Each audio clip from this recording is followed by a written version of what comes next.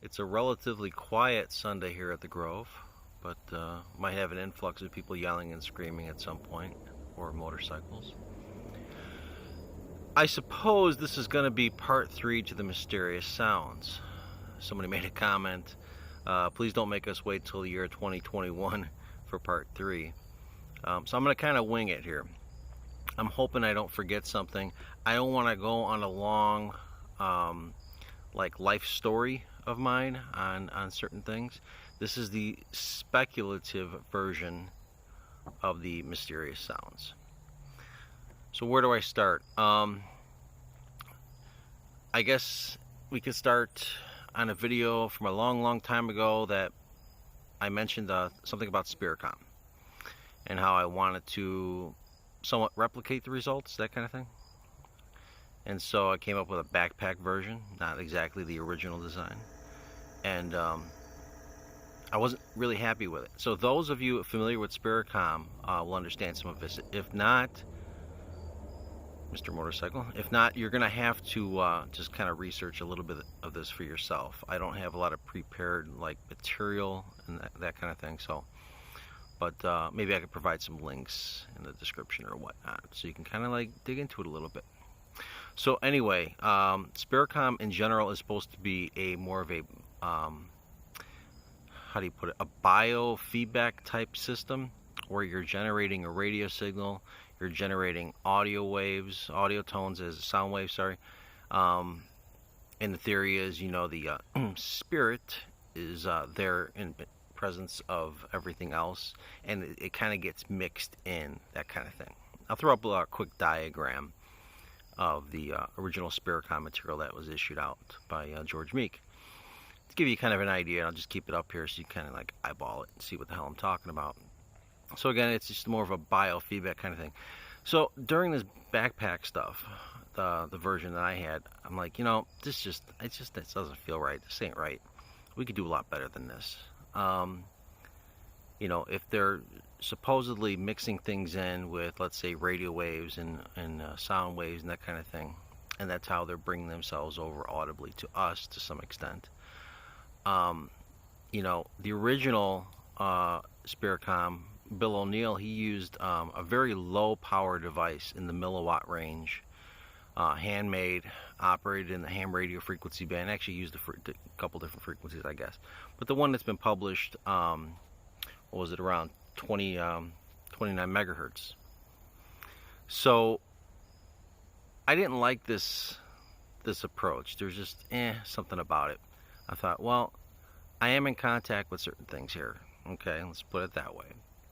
And if they are who I think they are, they're probably aware of this system, this setup, this kind of thing. I thought, well, instead of using a puny transmitter, why don't we use one that has a lot of output, like mega output?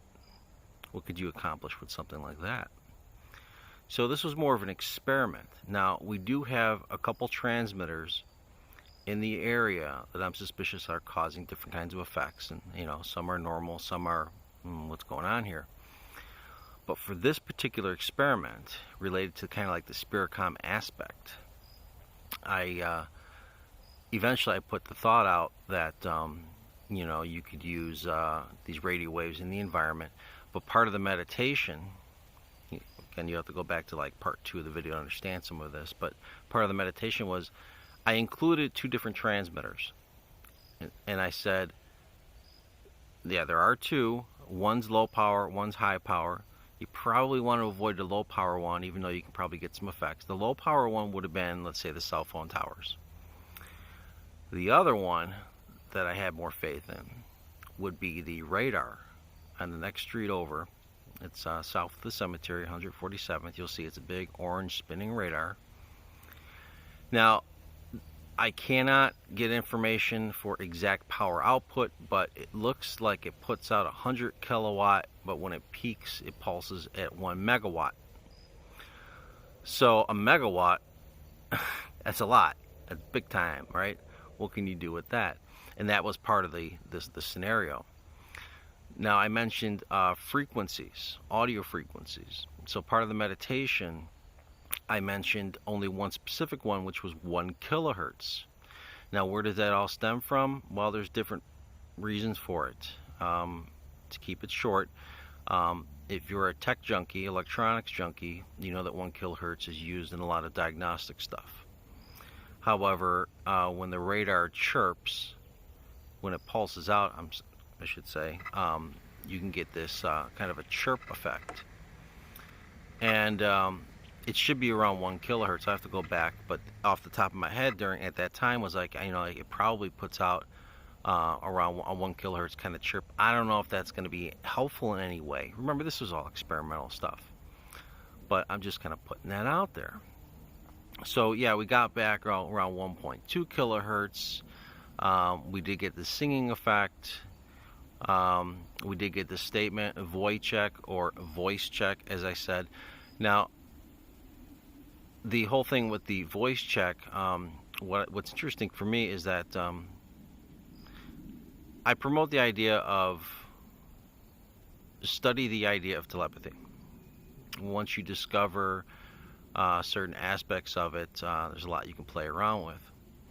So picking up certain thoughts, I like to tell people, like, a lot of your thoughts are not your own thoughts. There's like this smorgasbord of things going on, whether you're picking up stuff from the person next to you or so on and so forth.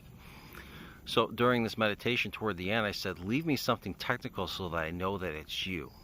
Even though I kind of think I know who these people are that we're hearing from. And the thought that I actually got back, I'm like, oh, that's them, isn't it? Was, what could we possibly say or do? And so I made the joke.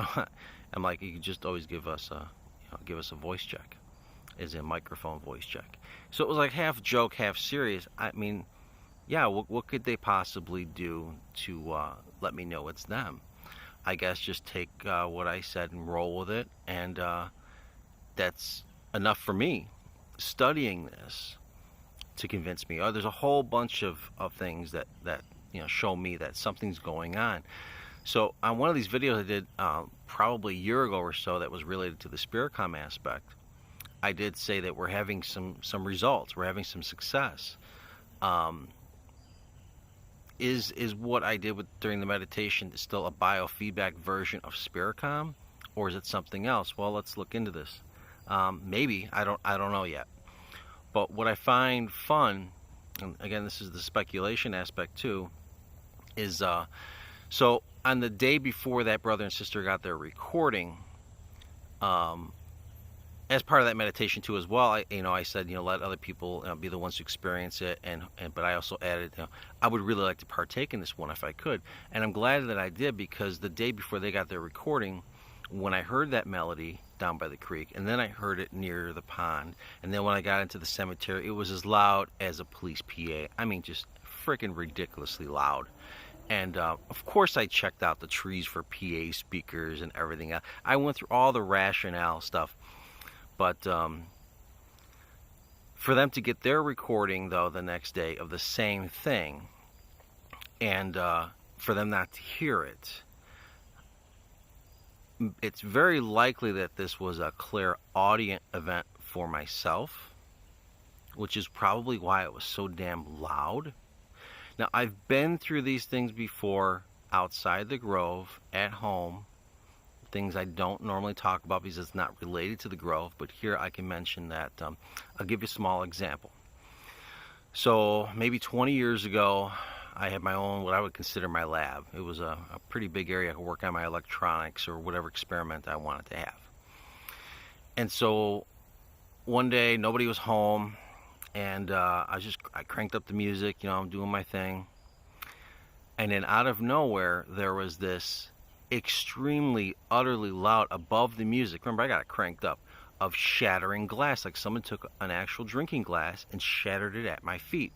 It startled me so much that I leaped to the side, actually kind of almost fell into the closet area. I'm like, what the hell? And I'm looking around like, what did I tip over? What did I do? I'm expecting to step on all this glass and get cut, and there's nothing.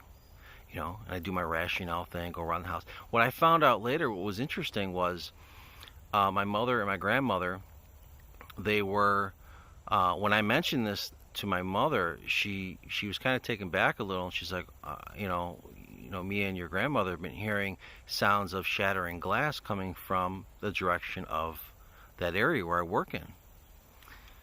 It wasn't as loud as apparently as what I had heard, but enough to, for them to take notice.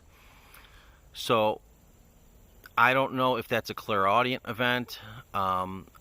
It's possible. My family does go through a lot of weird things, but to have the music cranked up and to have that audio effect, I thought, okay, maybe there was something about the ambient sound waves in the environment. They were able to maybe even amplify the other sound of the sound of the glass breaking kind of thing. Hopefully you're like following what I'm babbling on with here. But and there's more to this. There's a lot of weird things that surrounded this this glass effect. Okay, that's I'll probably never get into it because it's not Grove related, but it was pretty fun.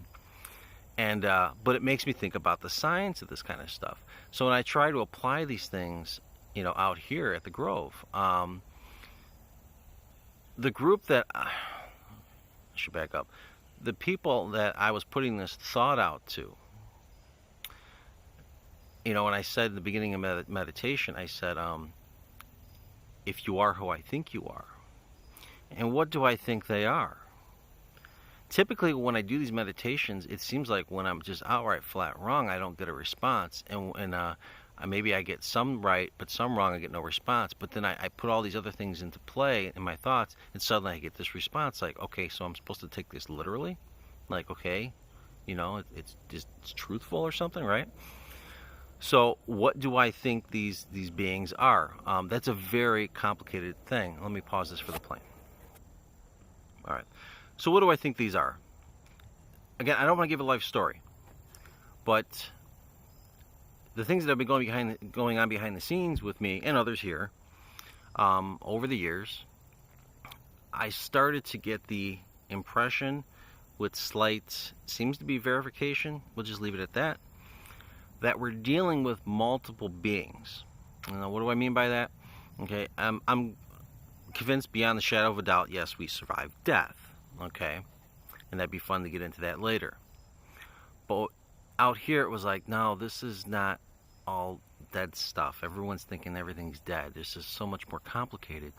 Because over time, what I started noticing was there were beings of light, and then there were lights that were giving the best way I could describe it, that had a technological background to them, which is a little controversial for some, which I definitely wanted to keep to myself for a while, but I kept coming back to them. Like, what is with this technological aspect to some of these, let's say, balls of light? It's very interesting. But then there's communication that goes on. Okay, we have mists out here that do appear in front of people, while some see it, some don't.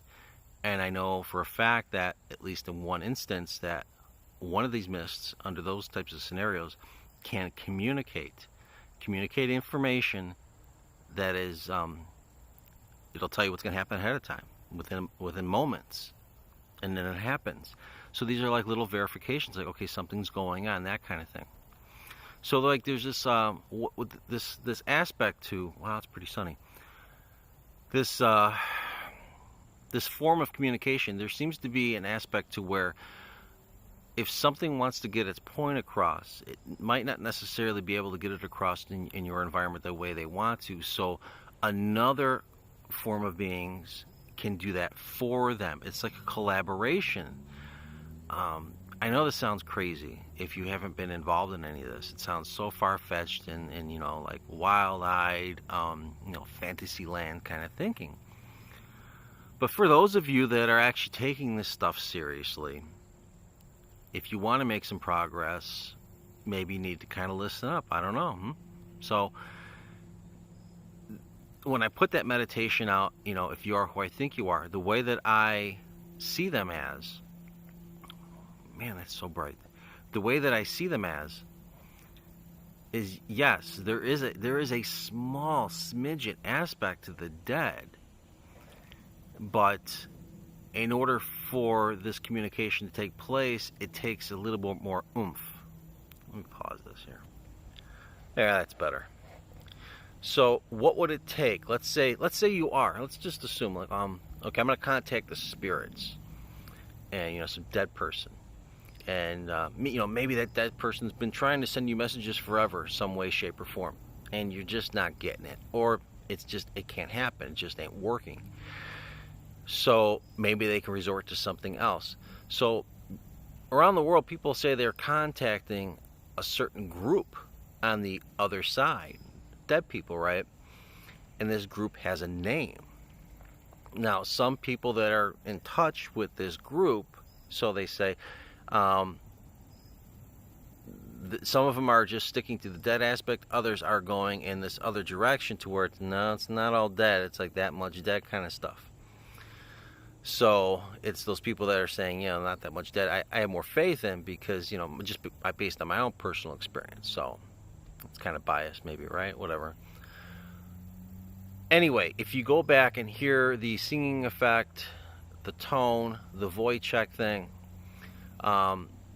all these things are, in my opinion, this is a speculation again, repeating signals. It's the same thing over and over. Now that would coincide with what's supposedly being said on this group on the other side, that they're actually using like their version of equipment, of technology. Okay, just like we use stuff, they got stuff they could use. So, and then picking up on thought patterns, on their side apparently is extremely easy. So maybe that's why doing the meditation thing is, at least for me and some others, is so easy. They just pick up on that kind of stuff. I don't know, whatever. So, we got this feedback in the environment. Now, were they really using radio waves? Well, let's look back on this. One of the details I wanted to give during the speculative video here was when I heard the PA sound effect. It was elevated above me a little bit, right? But I told you it swept at me. Now, what I find interesting is that how it swept, the direction of it, just happens to be the same direction, the rotation of the radar on the other side. So maybe they did do some induction type effect using that signal. Don't know, right? But when the brother and sister recorded what they got, their left channel mics were the loudest. What was in the direction of the left channel mic? Well, it was the cell tower. And I know that people are getting these strange effects on the path from the, of what would be considered EVP. And some of those spots I checked out do have a strong signal from that tower. It's not going to be uniform everywhere. It's, some areas are going to have little hot spots, some are weak. So why were some of the hot spots in the same spots where they were getting these effects? Is something going on here? Now you would think, if you think generically, like, well, the cell tower, like maybe back in the old days when cell phones were analog, maybe you're just, it's bleed over from the signal of somebody talking on their phone. These days, it's nothing but,